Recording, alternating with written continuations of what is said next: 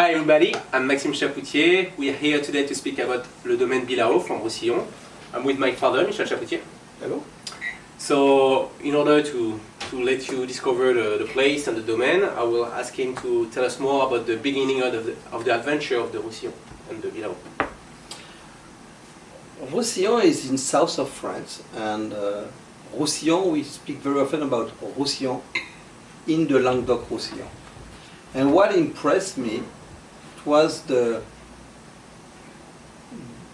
like in the Rhône, you have the North Rhône and the South Rhône, and we had like a comparison between the diversity, the geological diversity of the Roussillon compared to the Languedoc. And I like to say that the Roussillon is to the Languedoc-Roussillon was the North Rhône is to the Rhône Valley.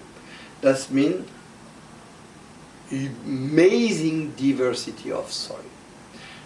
The best soil for vineyards are when you have a geological chaos. And that was the case. And when I arrived in the Roussillon, on the time they were specialized in fortified wine, and that means they were not regarding too much the specificity of different soils. But what was interesting was the potential, because for me, the potential of the Roussillon is proposing some of the most interesting soils, vineyard soils in France. And I did the bet that probably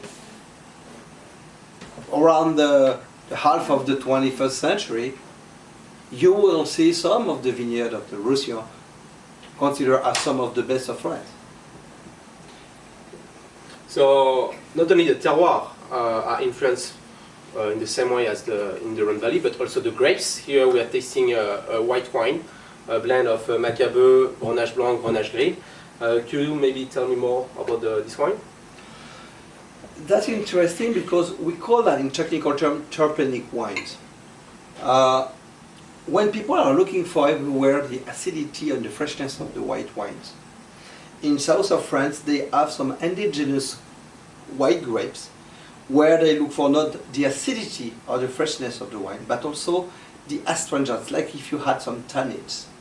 And when you taste the white Grenache and the grey Grenache, that's sort of grapes that you find also from the Rhône Valley, and they give you some richness in the white wine, and you don't have a very high acidity, but you have a full taste, a presence of bitterness.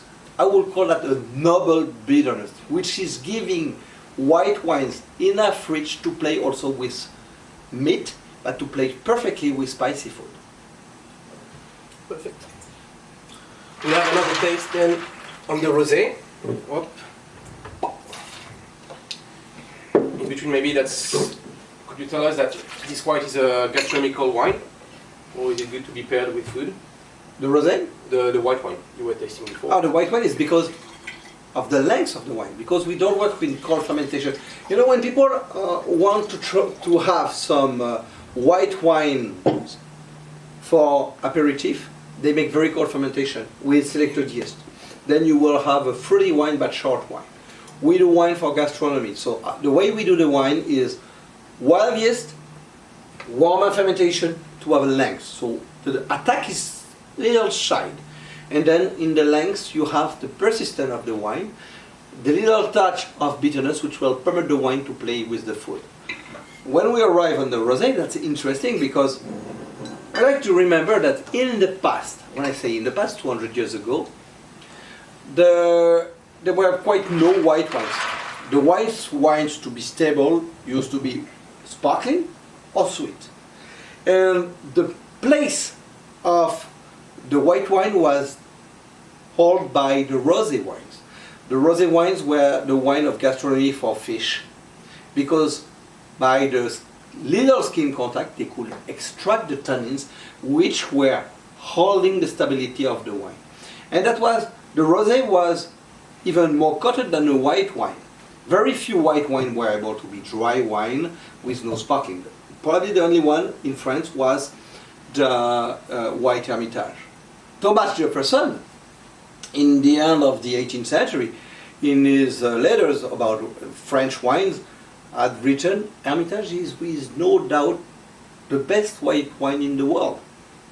That was, probably it was a very good white wine, but white wines dry were rare because what we use today for white wine used to be used by rosé wine.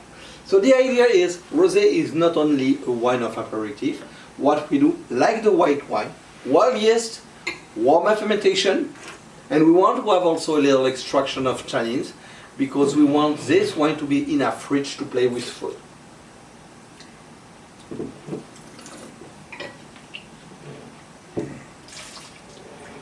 I insist on a point, when you taste our white wine or when you taste our rosé wine, you will have this little touch of carbonic gas, which is important because the carbonic gas is a very natural way to be antioxidative.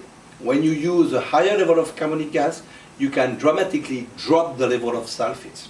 And one of our goals is to work with quite very minimum level of sulfates. Nice. So we're used to see some monocepage back in the North Rhone Valley. Here you are doing blending. Could you tell us more about maybe the approach or what you consider is the philosophy behind blending in covers to monocepage? I would say that the north of the Rhone Valley was very Burgundy influenced. So where there were only monogrape and it was the diversity of soil which was making the complexity of the wine. When you arrive in the south of the Rhone Valley, like in south of France, people were playing on the blending because you had more horizontal influence. What I call in horizontal influence, that was coming from west, coming from east, coming from south. So that was cross point of different original of grapes. And the idea was to have, each vinegrower used to have a predominant grape. And what was interesting when the AOC system was created in the 30s, then they played on the complementarity of the grape. Like this grape was sensitive with oxidation, like for instance the Grenache. They were blending with the Grenache the Sera, which was absolutely not sensitive with oxidation. Problem of yield, sometimes the yield was too low, so they were bringing the Carignan. So for me, I don't like the Carignan, and I try in the wines of this place to run away from the Carignan. Carignan should be a condiment.